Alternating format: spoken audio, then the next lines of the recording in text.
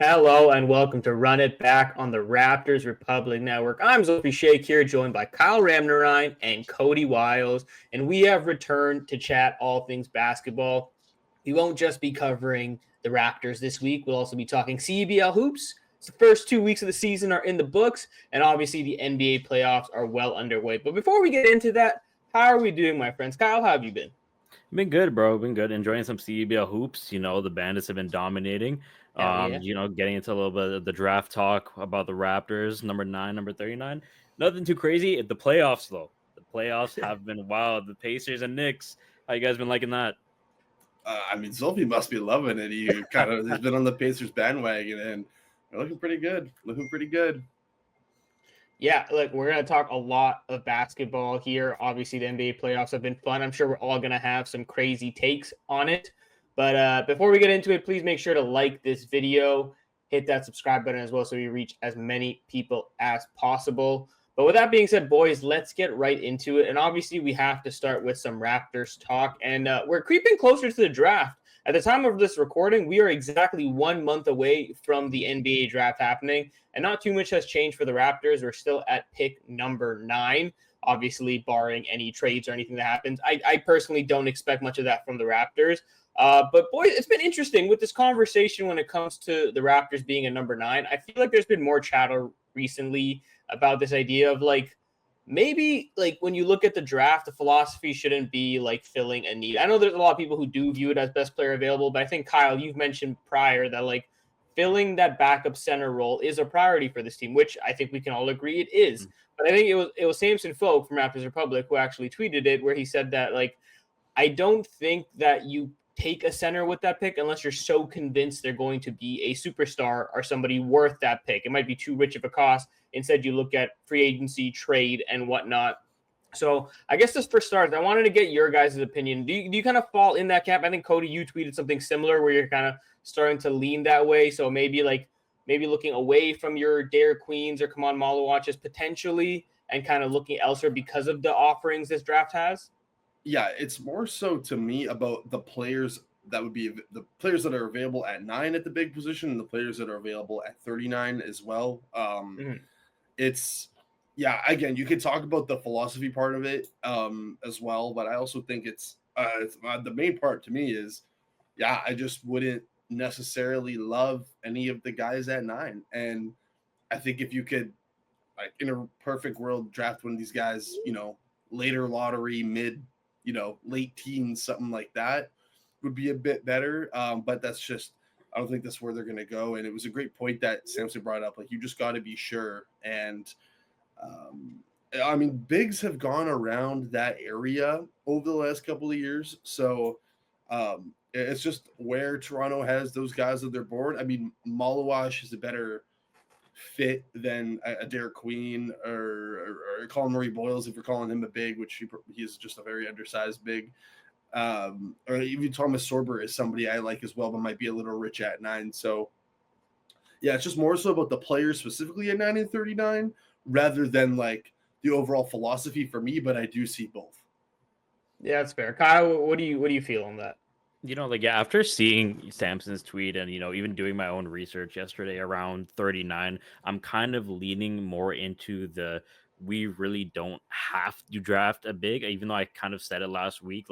Doing the research, I feel like now I'm on the side of, okay, let's see what are the best options here and let's go from there, because, even doing the research, I say there are some decent looking bigs at around 39, and I'll jump into that more a little bit later, but if we can find either a small forward or a power forward or someone that kind of fits what we're looking for, because, there's no one I'm too in love with right now at number 9 for big. So if there's somebody else that the Raptors have in mind, I think, it's worth going that direction, and then we could figure out the big situation later. Also, we still have Jakob, so it's not too much of a need, but it can be addressed. Queen and or Malawash could be gone as well. So it's not that's even very true. Even if you were going to take one of them, both of them could be gone. So that's very true. And I think that kind of speaks to this conversation. It's the set of circumstances that surround the Raptors, it's what make this conversation so interesting because one, there is just that natural significant drop off from the, let's say, the first and second pick, whether it's a Cooper Flag and Dylan Harper, then it very much becomes a beauty is in the eye of the beholder. I've seen mock drafts that like drop Ace Bailey down into the teens. I've seen guys doing the same thing with VJ Edgecombe, and then other drafts putting like a lot of other types of like a Derek Queen much higher than maybe some people will have, right? So like there's a lot of ways you can go. And then you take into the fact that around number 9, like you said, Cody, you don't know exactly what's going to be left for you. It really depends on what the other teams see in these players. But I think the thing here is that, again, going back to something that Samson has said prior that has stuck with me, it's like at a certain point, you have to believe in something, right? So like you have to choose to believe in something with this draft class because there's so much there's beauty in the eye of the beholder with these players. It really comes down to subjective fit and understanding of like what you believe is the upside of a player because there are so many different types of players available in this draft. So I'm curious to see come draft day, what are the Raptors going to choose to believe in? Is it just that their need for center is so great that a guy like Malawash, who may present maybe potentially like high floor, low ceiling guy, it just makes the most sense for him? Or do they choose to believe in taking an upside swing with some of these wings and forwards available? Like you said, whether that's a Carter Bryant. Yeah, I was just gonna say that. Like, it's not even like they just need a big. Like, they need a forward or a wing too. So, and honestly, I like a lot of the guys that are in that range more than the bigs. So, but then I mean, I had some pushback online about potentially a guard at 9. Like, if Fears is there, would Toronto do it? And I talked to Brendan a little bit about this. Or Raptors Republic writer who's doing really good stuff with the draft coverage on the writing side of things. He, we talked about how Fears is he'd be the highest upside swing pick.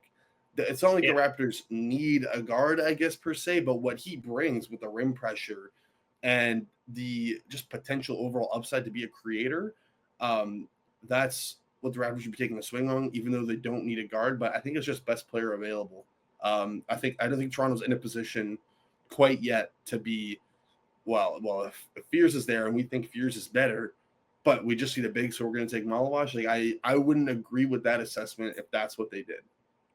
Yeah, like again, I feel like I keep like circling back to the point about philosophy, but like it really is like, what do you treat the draft as? Is it as a way of helping your team get better marginally or whatnot, or is it a way of finding another diamond in the rough? Which, to be fair, this front office has been pretty good at for the most part, especially in the lottery. They do better than they don't, like I think quite often. So it's like, do you kind of just go for those high upside swings because that's what the draft is about? Or do you kind of use it as a way to marginally progress your team forward, especially a team in the Raptors case that is looking to be competitive in an Eastern Conference where the landscape is shifting quite a bit? You feel like they can probably be competitive sooner rather than later. Exactly. So Kyle, it's like, would you rather take a higher upside swing who might not help you now, like a Fears if he's there, or, with the 9th overall pick, take more of a role player like a Carter Bryant, and you're drafting for that 3-and-D archetype, but there might not be the upside. Like, how do you, would you be fine taking like a role player at 9, knowing, let's just use Carter Bryant as an example, because he's somebody I like and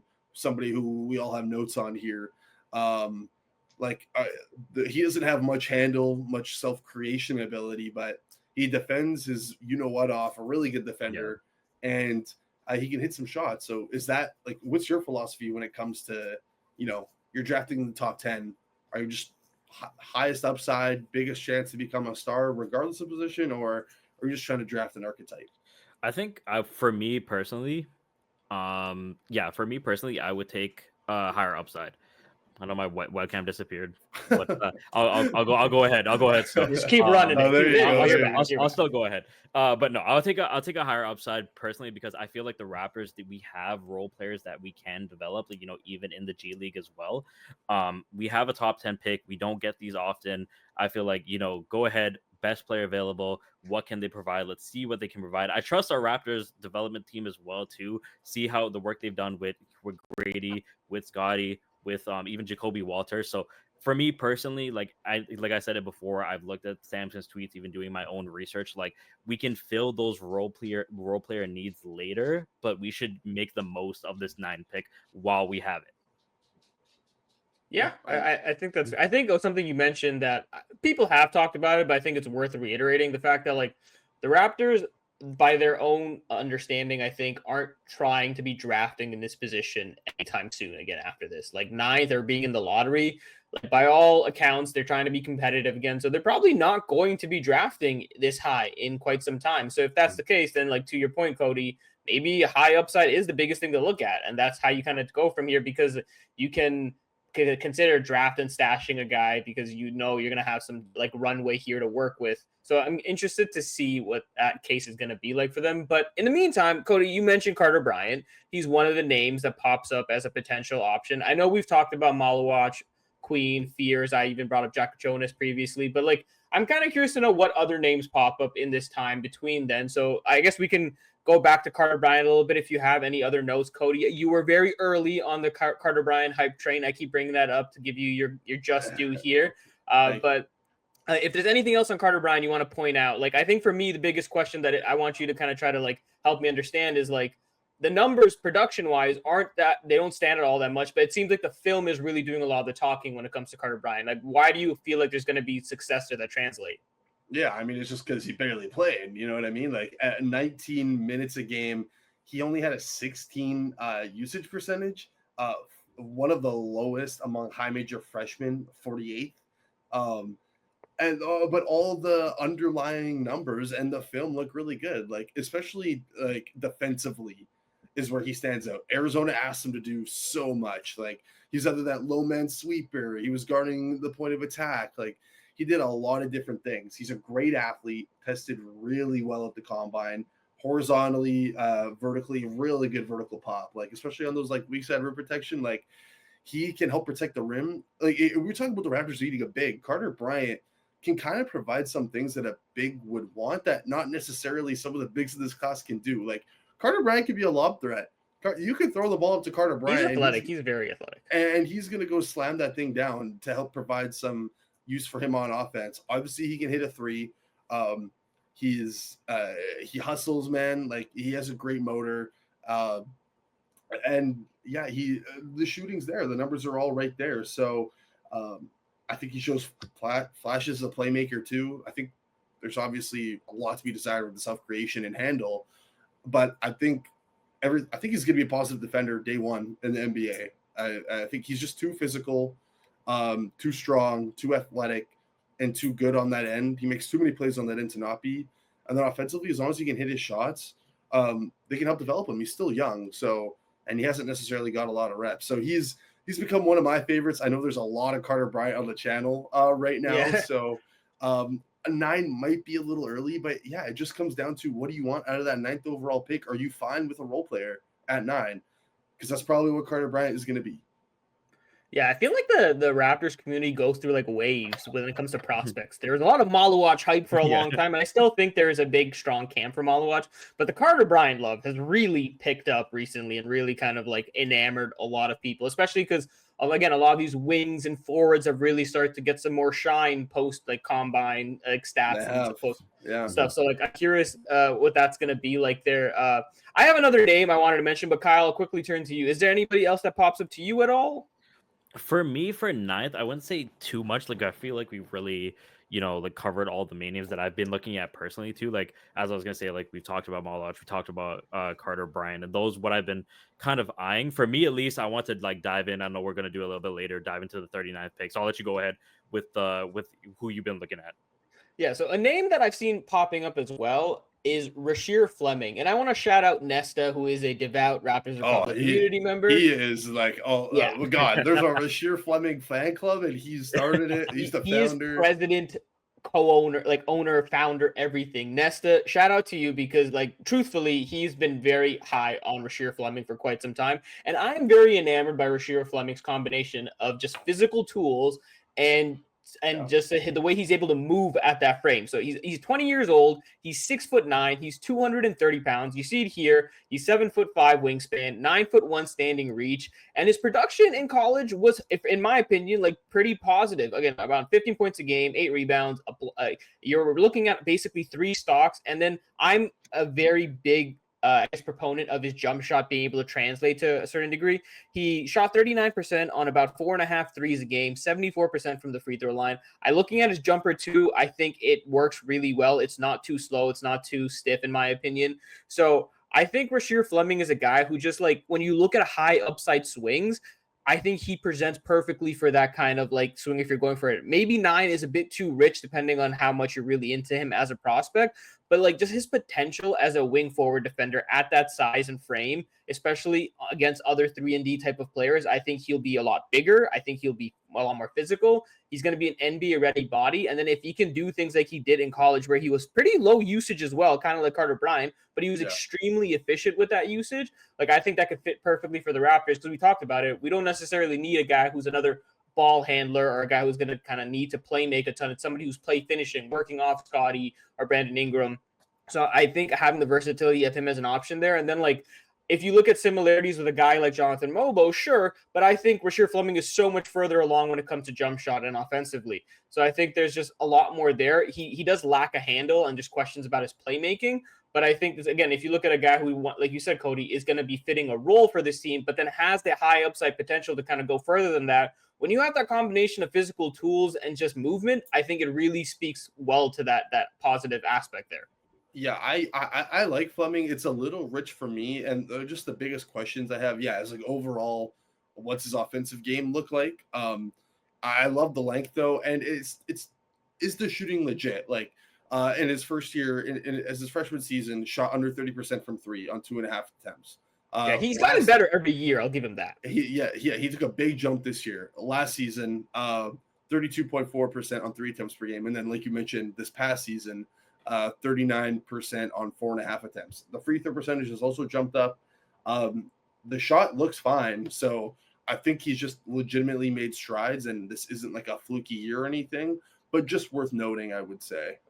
Yeah, for sure. Again, I think all these guys here, especially when you look at high upside, like kind of like swings, they're going to have concerns to them or like what you get from them. No one's going to be a perfect prospect anyways, but especially at this number. So it's definitely something to keep in mind. But again, it's one of those things where like, if you're looking for a diamond in the rough, especially for a guy that you might look at this front office when it comes to Masai Ujiri and how they've drafted in the past, kind of fits that mold really well. I think Rasheer Fleming definitely checks those boxes. Yeah. Someone else I want to mention, Thomas Sorber. I won't get into him a lot right now, but Brendan's a big fan of him. Brendan and I talked a lot about Thomas Sorber on an episode we're going to have coming out covering a lot more options at 9. So fans could get their fill. We talked about 7 dudes, somehow fit it into an hour and went pretty in depth. So check that out when it's coming. But Thomas Sorber is somebody who Brendan brought it up to me and I was like, what? I don't know. And then he dived into it a little bit longer. It's like, well, he would have the 12th longest wingspan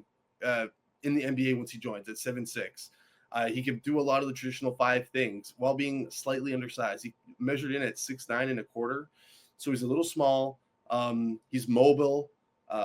He does some of that playmaking hub things. There's upside there, not like a true hub by any means. I don't think he'll become that, but not to fully dive in too much here. We got to keep it rolling, but watch out for Sorber. He's somebody, especially amongst the bigs, is a theoretical fit in Toronto. He has a little skill, can do the playmaking upside on offense, keeps it moving, has the length, which Toronto likes. So, keep an eye out. Keep an eye out for him. All right, that's interesting. Well, we'll look out for what you have cooking up with Brendan, Cody. That'll be some great pre-draft content for everyone to check out hopefully soon. And so, look, we've talked a lot about these prospects at number 9. I know, Kyle, you're kind of itching to talk about some of the prospects available at number 39.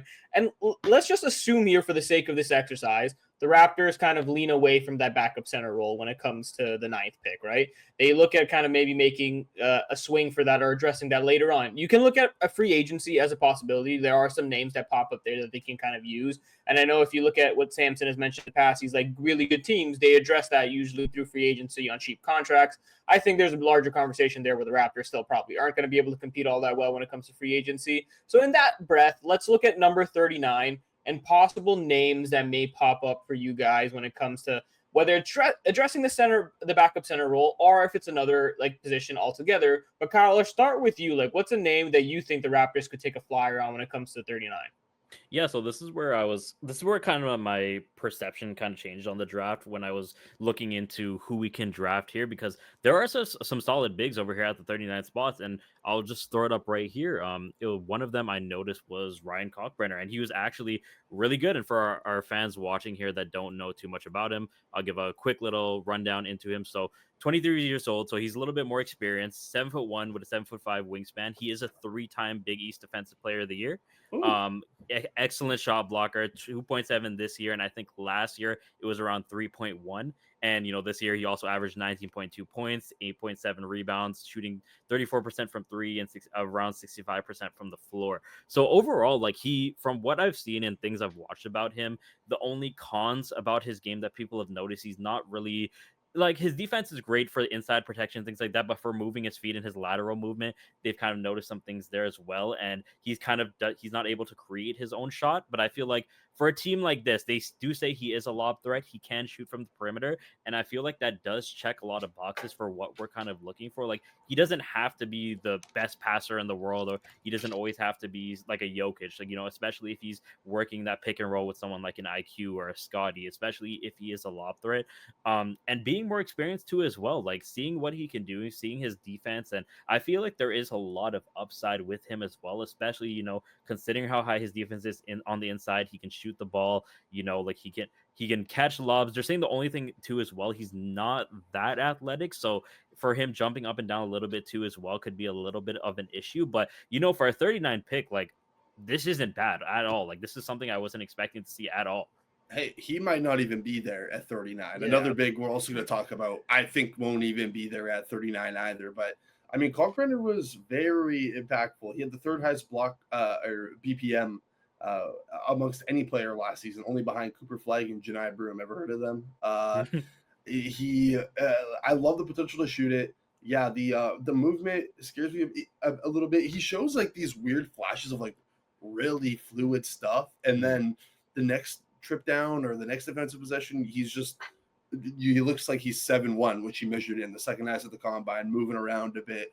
I don't want to say goofily, but like, how if either of us were 7'1" and how we would probably move around for the first time, like, yeah, I feel like most 7-footers move a little goofily, for being honest. We can be real about it. Your body just shouldn't be that large, and when it is and you're playing sports, you look a little goofy.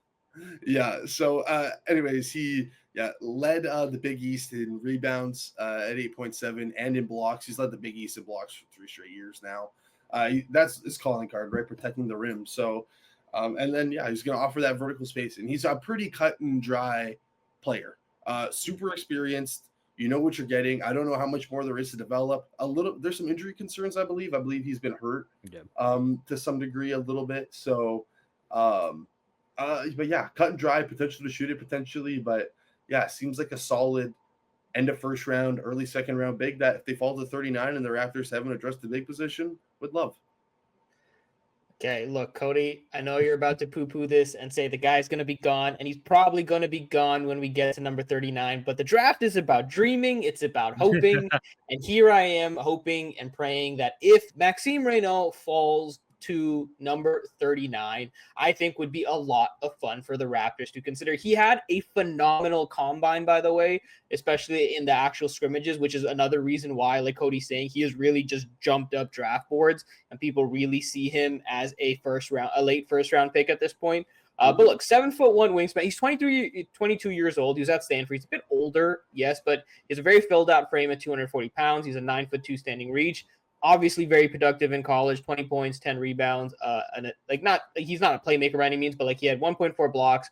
Didn't shoot the three all that. Like it was a high volume. I'll say like 5.5 attempts at 35%, which is pretty good, especially for his size. So I think he offers this fun combination of vertical and horizontal spacing, because for his size, we're looking at like a Jakob Poeltl almost like physical like measurements, and the guy can get up there. Like, I'm sorry, if I see a 7-footer windmill dunk on a breakaway, I'm intrigued. And that's what I saw from Maxime Reynaud. So, like, I think there's a lot of fun, like, kind of upside here with him.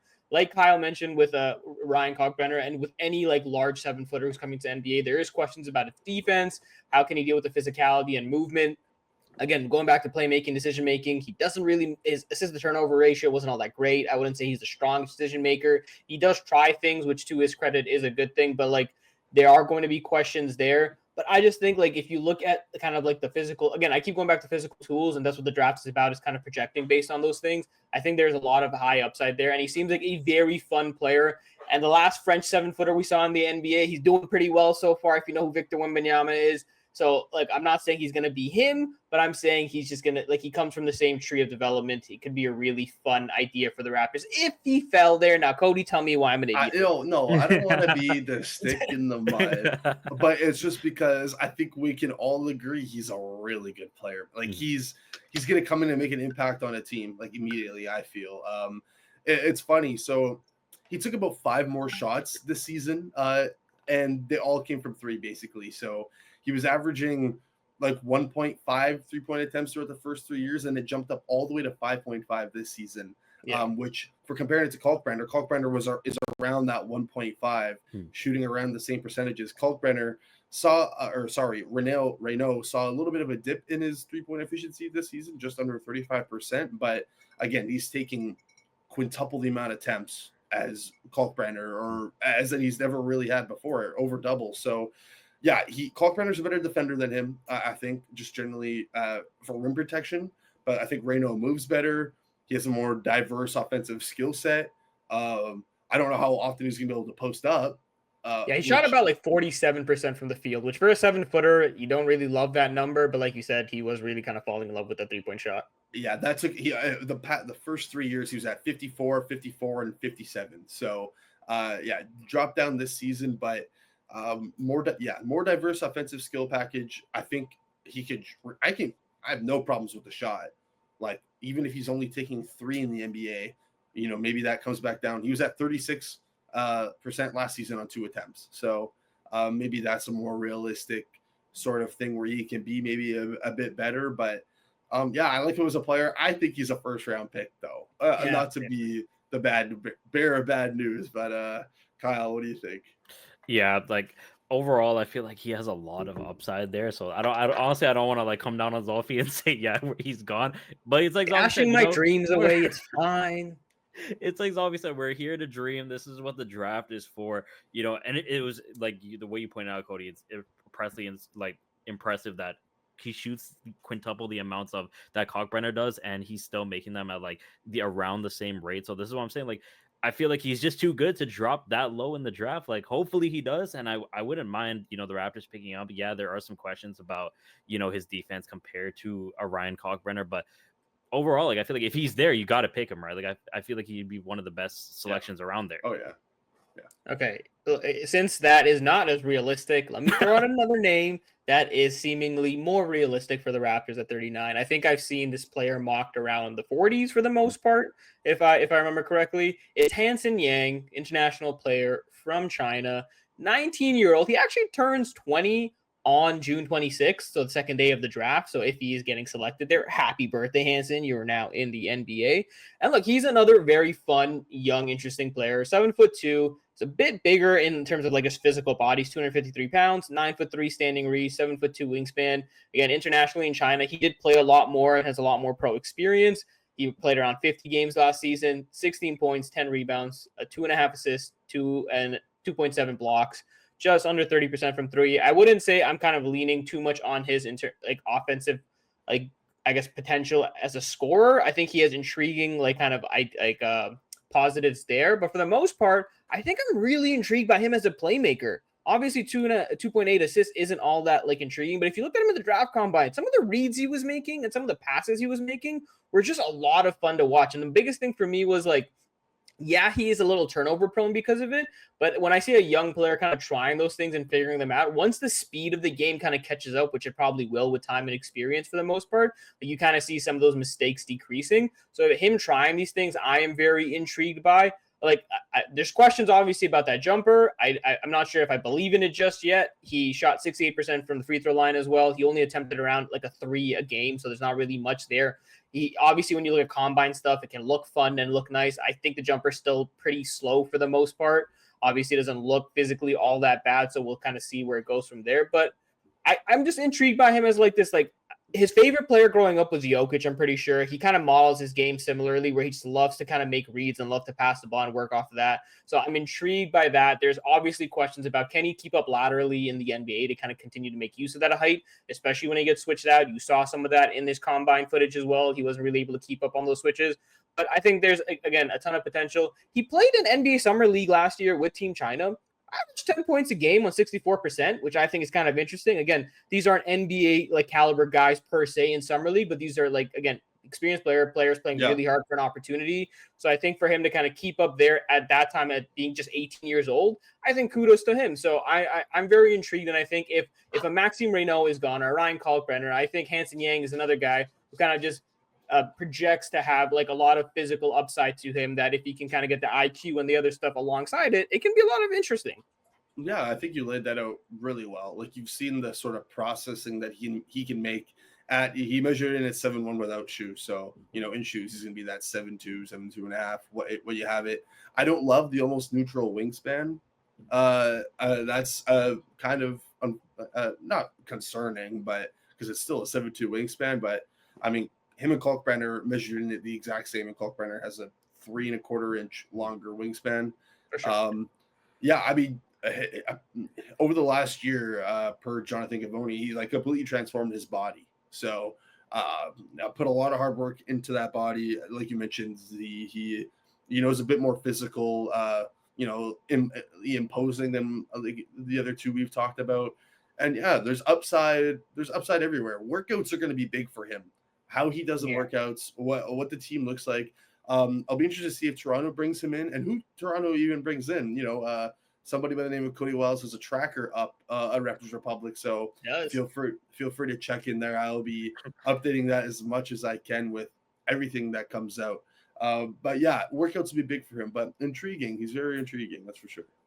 Kyle, you got any thoughts on Hansen Yang? I was gonna say he's definitely gonna be like, if we draft him, I feel like he's definitely gonna be an experiment for the Raptors, as much as like, because it's like, you don't, there's a lot of upside, but we don't know for sure what we're gonna get. What does interest me though is, like you said, his passing ability. That's something, like, I know we've seen Jakob be able to make the right reads and right passes, but I don't think we've seen it to this level if he's really faring, like the playmaking ability. But overall, like, I feel like if we do draft him, there is the upside there, like Cody was saying, with the workouts. I feel like we can develop him. If anything, like, we will be taking definitely an experiment on this guy for sure. But overall, like, I wouldn't mind if we did draft him. I feel like we can develop him overall offensively. Defense will come over time as well. But the passing for sure would be interesting to see, especially with someone like a Brandon Ingram joining the starting lineup. It could be interesting. Yeah, there you go. Look, these are a couple more names to consider. At the end of the day, there's going to be a plethora of options for the Raptors available both at number 9 and number 39. Like I said, we're only a month away from figuring out what exactly they do. In the meantime, like Cody said, he's got a tracker up on RaptorsRepublic.com covering everything, who the Raptors talk to, who comes for workouts, interviews, reports, everything. Cody's putting in a shift there, so please be sure to check it out. And like we've already mentioned, him and Brandon have their pre-draft content coming as well. So lots to keep in mind. But boys, it's time to pivot to a section that I always love to talk about, even though it's the first time here, but we both, or I guess we all know, I am obsessed with the CEBL, and we are 2 weeks into the season, and it has been a lot of fun. As of recording, every team has played at least one game. The Scarborough Shooting Stars played their first game of the season like a couple hours before recording this. They won, so there's a lot of action for us to go over. But we don't really need to go into the standings all that much. There's not too much craziness going on there. Niagara's at the top of the East. The Bandits are top of the West. That's kind of all you need to know. The Vancouver Bandits, that is. So very quickly, boys, give me some early impressions that stand out to you. Cody, what do you got? That the Bandits have like a 3-headed monster, and that they're nasty, and looks like they're on their way to another championship weekend. I mean, Tyrese Samuel, the Canadian, has been great. Mitch Creek has been great. Kyle Mangus has been great. Like, they are getting production from everywhere. Like, Tyrese Samuel, he's technically not leading the league in points per game. It's technically Cody John of the Rattlers, even though he's played one game. Samuel's averaging 24.3 points. He's taking 17 field goal attempts per game, and 1.3 of them are from 3, and I don't think he's made a 3 this season. Yeah, So Cody, if there was a stat for dunks, which this league doesn't have, unfortunately, Tyrese Samuel would have shattered it. If you yeah, saw his first game, all he did was dunk everything. Their last game that they won, also by 30 plus points, which they're winning by on average right now, he ended that game with a dunk. Like, that's all this dude does. yeah, and he played the 905 this season, and I got to watch him up close. I believe he was with the Valley Suns, if I'm correct. So yeah, maybe another big CEBL summer for him, and then get right back into the G League swing of things. But he's probably been my biggest standout. Just for that statistical damn near anomaly at this point that he's doing all that and not shooting the three, and he's been so effective. Yeah, also shout out Shamar Givens. He was on Scarborough last year. He's with the Bandits now. They picked him up after the first game of the season, so he wasn't there for all three. Guy's averaging over 12 assists a game right now. The dude's just balling playmaking. Obviously, like you said, Cody, when you have a three-headed monster in these guys to kind of like score off of that, it makes it a lot easier. But this Bandits team has just been legit is an understatement. They're 3-0. They are a plus 107 right now. They won a game by 40 points. 37 points, which was against the defending champs, and then 30 points. Their games haven't been close. Yeah, they have just been beating up on teams, clearly very hungry to kind of compete and hopefully win a championship for the first time this year. I'll touch on them a little bit in a little bit as well, but Kyle, I'll go to you. What stood out to you so far? You guys took the name right out of my mouth. Tyrese Samuels is hooping, officially hooping, man. That first game dropping 36 points and shooting 85% from the field. Like, that's immediately what stood out to me. The Bandits 3-0 to start the season. But I was gonna ask you as well, Zolfi. Like, I'm noticing a missing name here. T-Jazz. Hamstring injury, I'm hearing. Is he just not playing the first couple games? Because I wanted to dive into T-Jazz because I know what was it, like the preseason game he played. He shot perfect from the field. I'm pretty sure he was hooping in that game as well. So I was really interested to see how he played with the professional team on when the season actually started. But I don't know if you've heard any updates about T-Jazz, where he's at, or what's going on with that. Yeah, so I've talked to their team and they've confirmed he is nursing a hamstring injury. But I guess the important detail here is TJ is still with the team. He's still around. He's still at games. He's still practicing and doing stuff like that. So I think that's the big thing. Because obviously when he came into camp, I think Cody, you and I had talked about this as well, where it's like, this is exciting. This is fun. Can he kind of make the roster beyond that? And I think the point I made was that if this guy is around the team after that, it is not a publicity stunt. Kyle Julius is a maniac when it comes to wanting to win, and he is obviously obsessed with it when you can see this roster he put together. So if TJS is taking up a roster spot and he's still sticking around, it's because they think he can contribute to that. So the fact that Tristan, yes, he is nursing a hamstring injury, but he's still around, I think speaks very well to him. And I not to kind of belittle his accomplishments here, but the fact that the Bandits are blowing out teams so often, there's a real opportunity for him to get some good reps here where he can progress and ease into this experience, right? Is it likely they would have put him into a game where it's a 5-point game at some point? Probably not. But can you get Tristan Jasper his real first pro experience? It's not a preseason game or an exhibition game when they're up by 15, 20, 30? Absolutely. And that could be really good building block for him. So I'm excited to see that. There's no timeline right now, as I've been told, in terms of when he'll be back from the hamstring injury. But like you said, Kyle, he looked good in a preseason game that was against, I believe, a local university. It might have been UBC. Yeah. Correct me if I'm wrong, but he did play really well there, scored over 20 points. But there is a pathway for him to really legitimately contribute here, which I think is positive. Yeah. It's just so fun, man. It's just fun to see, and it doesn't even feel like a charity case. You know what I mean? No, not at all. It feels like there's legit talent there. And like you mentioned with Julius, I don't think he would be there if it was we're just doing this for a publicity, whatever. And yeah, it's just been fun to see. And I mean, he's popping off right now. He just had a video against Giannis, and I think he beat him, Mr. Beast, right? Mr. Beast channel, yeah. He's just he's doing his thing right now, man. And one more name I actually want to bring up, Quincy Guerrier. Great debut with the CBL.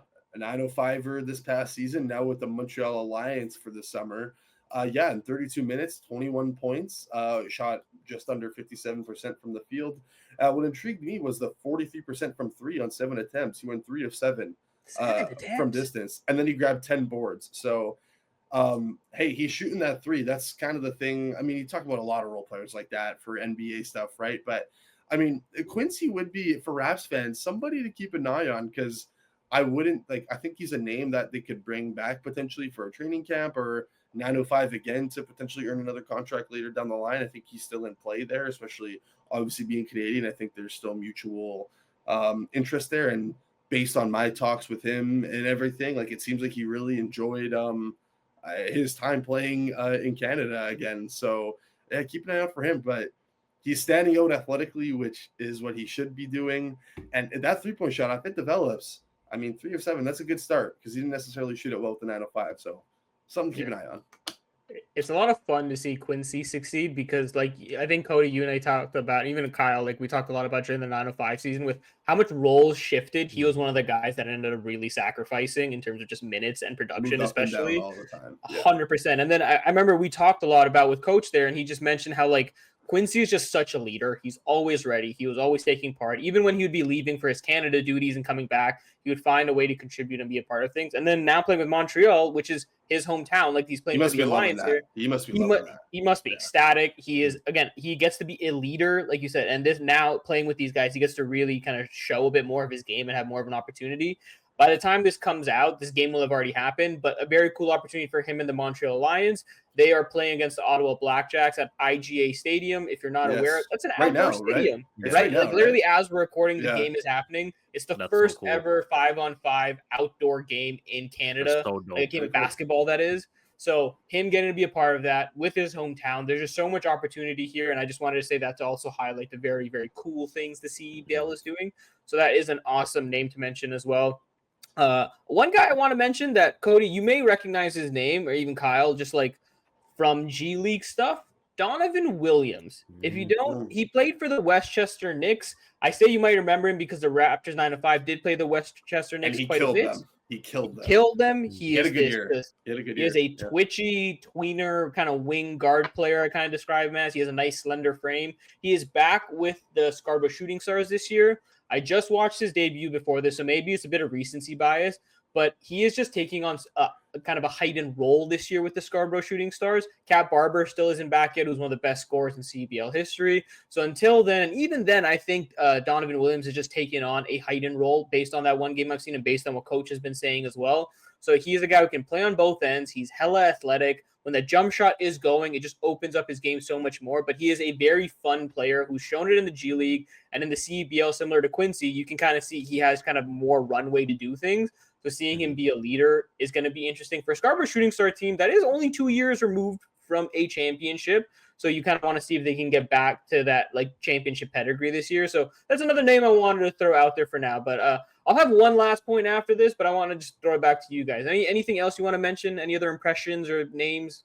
No, I was gonna throw out too. I was gonna ask you off as well. I know Scarborough won their first game, and they look pretty impressive out there, especially Donovan hooping. And I was gonna ask you too, like, a name that was missing was Cat Barber, because I didn't know. I know he was with the team, but I didn't know if he was injured or if there's something going on. But it's gonna be interesting to see how how he balances when he does come back with Donovan Williams as well. And if they can figure it out, like, this Scarborough team might be returning to what they once were in 2022. I believe it was 2022 or 2023 when they won the chip.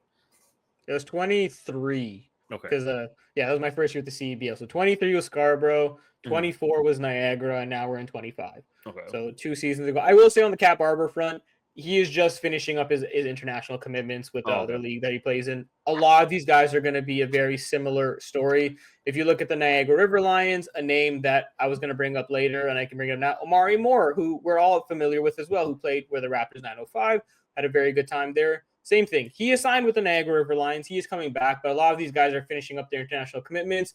The CEBL this season kind of updated their schedule. So instead of 20 games, it's 24 games. So now since they've extended the season and it starts a bit earlier, there's a bit more overlap. So because of that, international commitments aren't over. Those guys are going to make it eventually, is my point. So keep a lookout for some of those players. But the last thing I want to mention, guys. Sorry, go ahead, Cody. No, go ahead. I just wonder if that's why they're a bit, because the first week was like 1 or 2 games. I wonder if that's also like a bit lighter at the start for all of that.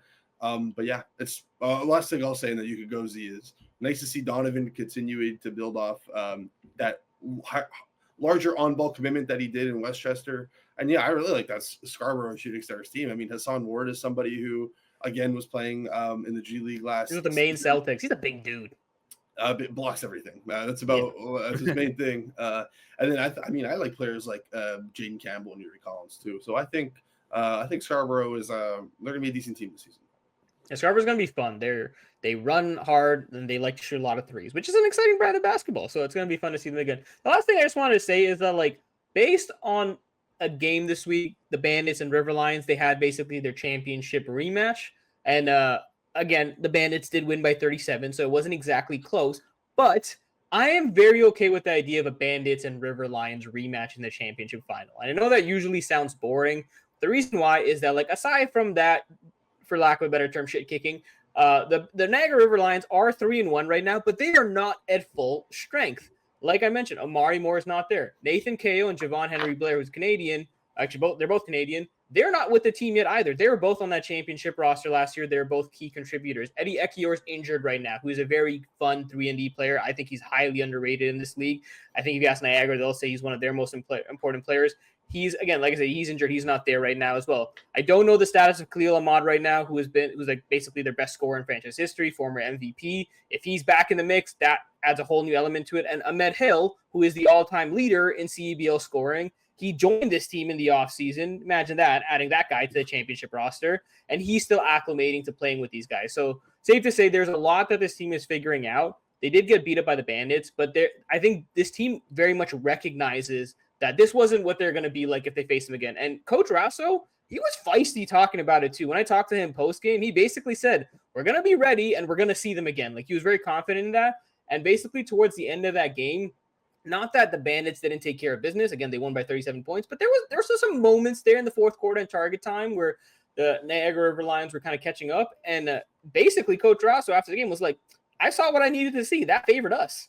Like, he basically gave it a check to them where, like, they were able to build some momentum. And then Kyle Julius, being Kyle Julius, he kind of played it as neutral as possible. He didn't want to give anything away, where he was like, look, I hate every team equally. That is exactly what he said. He's like, you put a team in front of me, I want to beat them. But speaking of some of the players like Kyle Mangus, who's been awesome for the Bandits, he said it. He's like, look, we heard about this battle last season and we had a chip on our shoulders. We wanted to beat these guys. So clearly the matchup means something to them. It's a little personal. And for a newer league where, let's say, rivalries don't entirely exist outside of like conference play and stuff like that, and even then you don't have a ton of that. You have the Battle of Alberta, which is very natural geographically, but outside of that, there's not major rivalries. If you kind of can build some history here and keep these guys kind of going up against each other, I'm intrigued by that idea by these two teams, and they're both still leading their conferences. Yeah, me too. It's early days. It's obviously early days, especially for Niagara, who's missing all those players, and that's even talking about championship weekend, but it's definitely not early days in the NBA. That is for sure. As we're recording right now, the Pacers up 4 on the Knicks at the end of the first quarter, I believe. So, Z-Vad, you were on the Pacers. Did you foresee? I mean, as of right now, they're projected to go up 3-0 on the Knicks if they hold on. I get it's 3 quarters, but I mean, hey, how about Indy? Did I foresee that? No shot in hell. I thought I was big brain for picking them to beat the Bucks, and then I had them losing in 5 to Cleveland. But obviously, a very undermanned Cleveland team. That's taking nothing away from Indiana. They were fantastic. Yeah. They played that series perfectly. Everything about the way they adjusted, especially defensively, they've really just kind of basically since the calendar flipped to 2025. Defensively, they've been so much better. Their offense has only adjusted from there, but look, this team does a lot of everything really well. There's people much smarter than me talking about this team, whether it's Samson and Kaylin Cooper with Basketball She Wrote and the work they do. There's other people, like I think Sam Vecini did a whole thing about like the ways in which Rick Carlisle will run the same play and just change 1 or 2 things about it because he saw the way the Knicks defense reacted. It's just, to me, like, you think that's all instinct, but these guys are really game planning for every situation and scenario. So the fact that they're prepped so well, like Rick Carlisle has outcoached Tom Thibodeau for the most part. I didn't actually get to see. Did they change the starting lineup? Did the Knicks actually adjust something? Was Mitch Robinson put into the starting lineup or something? Or Deuce McBride, one of them? I'll pull it up for you. Yeah. Because their starting lineup is getting their ass kicked right now. Like, they needed to change something. They did. Hart to the bench and Robinson in. Yeah. Okay. But yeah, something needed to be happy because this Pacers team was rolling, man. Like, they're 10-2 overall this postseason, 6-1 on the road. And this is against the Milwaukee Bucks, Cleveland Cavaliers, and New York Knicks. Like, that's tough, man. Like, that's tough. They're a tough team. Pascal was great last game. I think 39 points, if I'm not mistaken. Like, yeah, he was great, dude. And yeah, like they're so fun to watch. And if we're just projecting like what a finals would be right now with the series leaders, Thunder and Indiana, that's like going to be such a fun, stylistic, aesthetically viewing like series to watch just because of the clash of styles, how fun Indy is on offense, and how disgustingly nasty good they Thunder are defensively. So fun stuff, man. Fun stuff. Yeah, it's that phrase where like an unstoppable force meets an immovable object. Indiana's offense is an unstoppable force. They push, they push, they push. Whether it's off a make or a miss, they do not care. They will throw that ball up ahead and try to make offense out of that. And OKC's defense, aside from the last game where Minnesota responded and kind of beat the brakes off them, aside from that, OKC's defense has been pretty much impeccable this whole time. Hey, Kyle must be happy to see Minnesota get there. Yes. Yeah, they got their licks back, Kyle. What'd you make of that? Yeah, Julius Randle is not him, man. All right, we need to come back to earth. He played great last game. What do you mean? He's been playing good all playoffs. He's been playing good this playoffs. But no, I'm kidding. I'm just being a hater. Salty, Kyle, hater. I'm just being salty. But it was both of these series have been quite interesting for sure as well. Like I think OKC will still go ahead and win it unless I think Minnesota has to win the next game. Like it is a must game for them to go back, but they need to win one on the road. With the Pacers Knicks so far, and I was going to bring up this question to you guys, Brunson has been the one to try and, because they've been in game-winning closeout type situations, and a lot of people have been bringing up the concern of, why is he dribbling for 14 seconds of the 24 shot clock? Is he kind of ball hogging a little bit? What are we feeling about Brunson? I know he is pretty clutch. He's been clutch this playoffs, but clutch player of the year. This is what I'm saying. Are we still giving the ball to Brunson, or do you think something needs to change here going forward? Because he was catching a lot of flack for what he did in the last two games. I mean, it's not going to change, but he did that was a tough shot at the end of game 2. In a transition, at least I think it was tough. Maybe you could disagree. I mean, a transition 3 with like 9 seconds left, like probably isn't the best, especially for him, like who has so much wiggle and who could just break down his defender. Like I think he could have created a better look for himself. But then again, that's one shot out of all the ones. Like he's been great. I was gonna say it kind of works more than it doesn't, which is the problem. Why exactly. They probably won't change it. Exactly, and that's Tom Thibodeau. Like, oh, Jalen Brunson is our best on-ball creator. Okay, you are going to have every on-ball creation rep that we could possibly give you because you're the best at it. So yeah, like.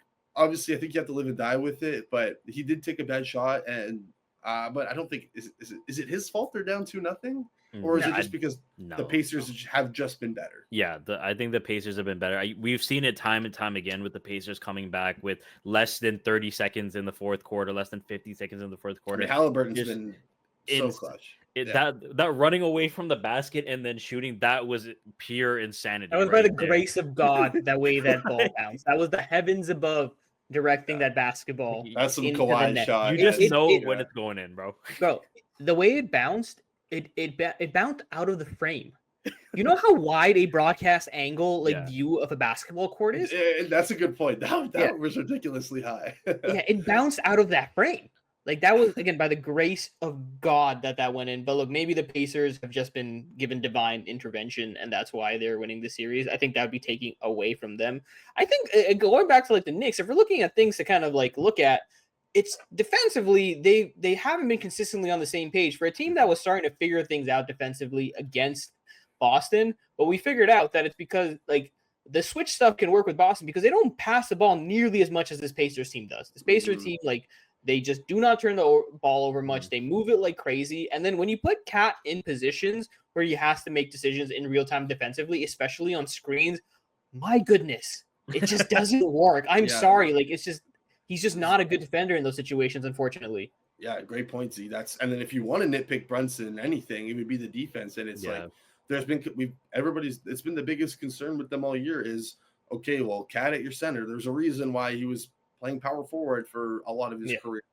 And Brunson is not a good defender just simply because of how small he is. Like it's really hard to be an impactful defender at his size. And then he does so much on offense. It's like, you can't even be mad at him for, the lapses of disengagement or effort on the defensive end.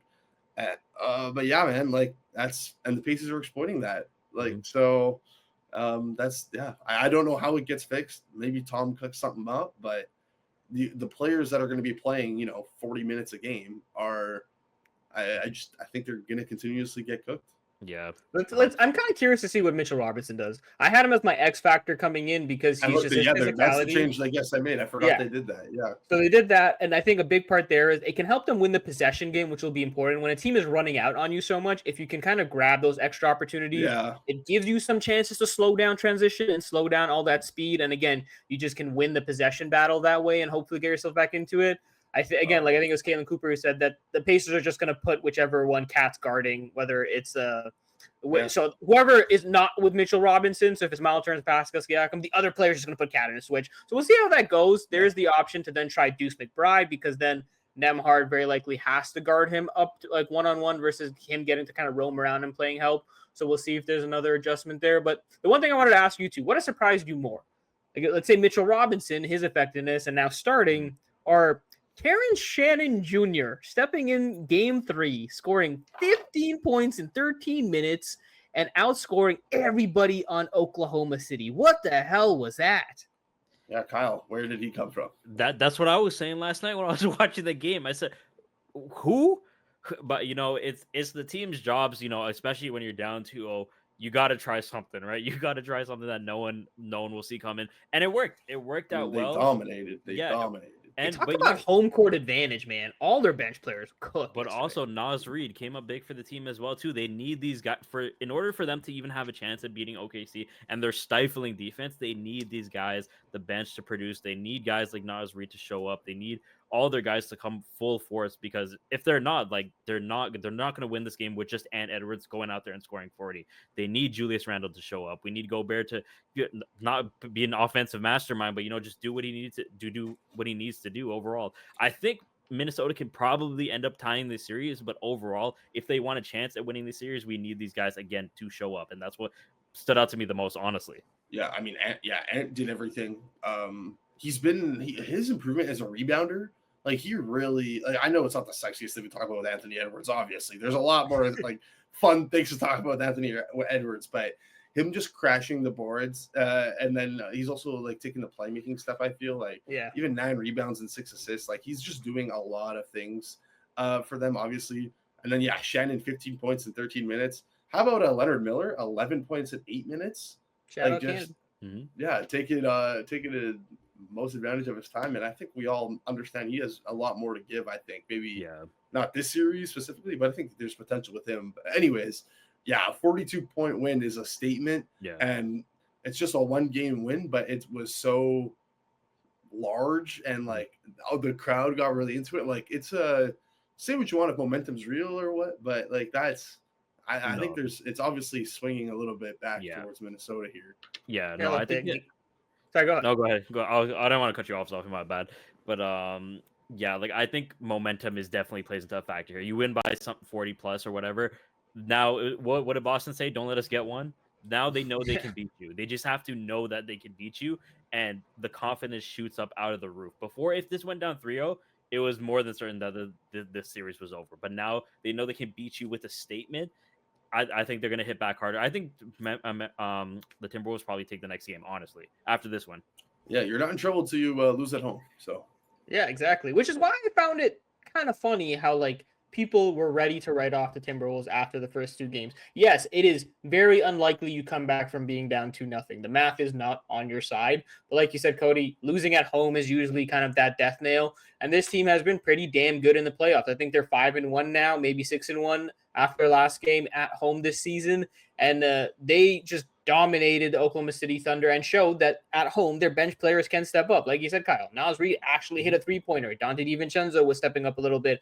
And just everyone was a lot more engaged, I felt like, especially defensively. Jaden McDaniels didn't seem as frustrated by the SGA assignment.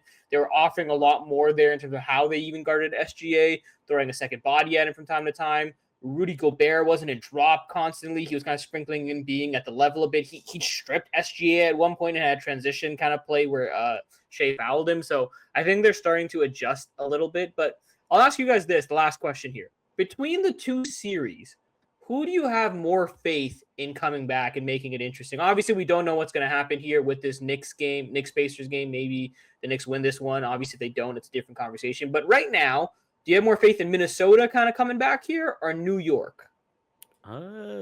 Personally, I think New York, honestly, because I feel like New York was in very two winnable games in the stretch in the fourth.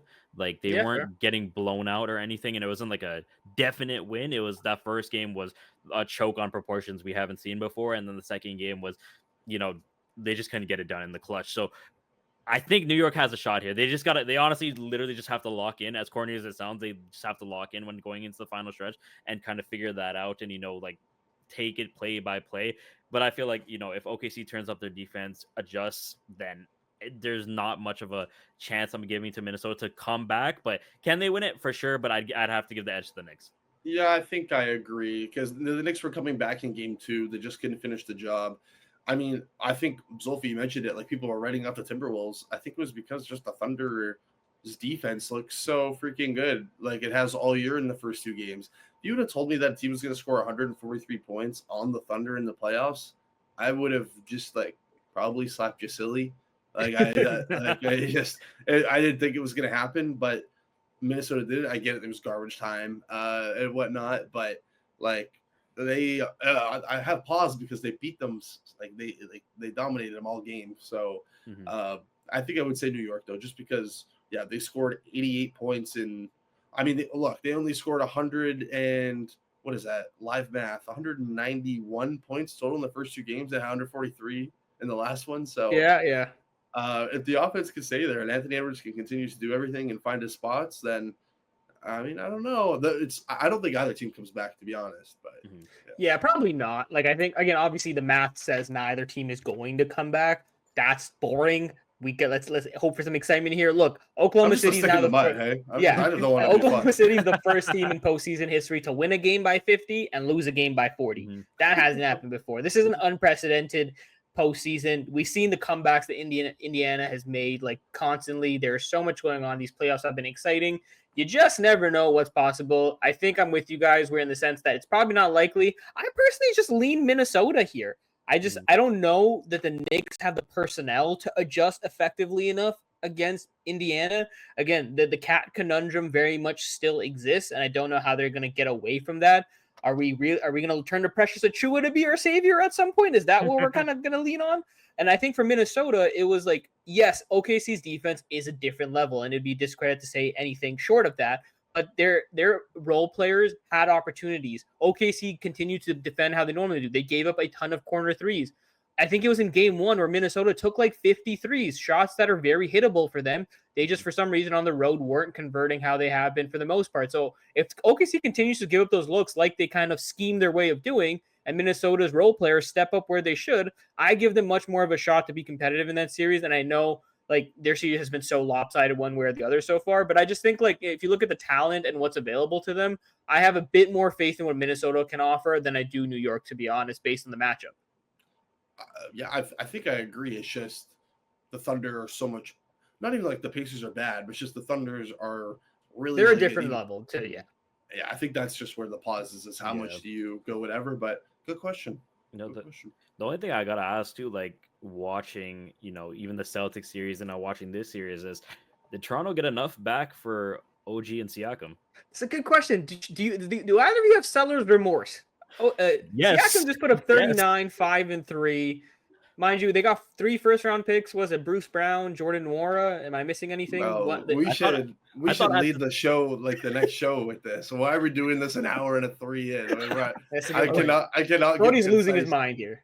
No, I'm tired. I cannot give concise thoughts on this. I think you got to look at it as the total package for Pascal, not what the initial one was. I see the original Kyra Lewis, Jordan Nwora, Bruce Brown, all thrown in there with the first round picks, but it ended up being Brandon Ingram, Jacoby Walter, and Ochai, right? Yeah. So honestly, that's a pretty good return for an expiring player who wasn't agreeing to re-sign on the contract you were trying to give him. Granted, this conversation will give him the contract he wants, but for the contract that was being offered, the guy didn't want it, and he was gonna probably leave as an expiring. It's a pretty good haul, in my opinion. It's true. I agree, but it's and Brandon Ingram, I think they also think is like and maybe theoretically fits better alongside what they want to do with Scotty. Yeah. So, but yeah, I think they got a lot back. Pascal's cooking. I'm glad he's getting his recognition and all of that. But yeah, just good for him, man. Just good for him. Yeah, we should talk about this more in depth. Yeah, though. we'll talk about this on the next one. Let us know in the comments down below. Let us know. And down then the below OG trade as well. Yeah. We'll talk about all the Raptors and how they've been doing in the postseason. How about that? Yeah, We'll touch on all of them in a different podcast. But let us know below what you think about it. Do you have seller's remorse on that? Do you think the Raptors got enough or not? And everything else we've talked about today. I know we've covered a lot of different topics, whether it was the Raptors draft, chatter at number 9 and 39. The CBL was kind of jammed in there in between, and obviously the NBA playoffs. Let us know all your thoughts there. But that pretty much wraps it up for us here at Run It Back. We will be back hopefully next week or shortly to talk more. Obviously, there will be more CBL basketball, the NBA playoffs, and we'll be inching closer to the NBA draft. Like I said earlier, we are a month away. The clock is officially ticking. Tons and tons of draft content at raptorspublic.com. And then we'll obviously be bringing you all your news, analysis, opinions in the meantime. But until then, for myself, Cody Wiles, and Kyle Ramnarine, we'll see you next time when we run it back. Peace.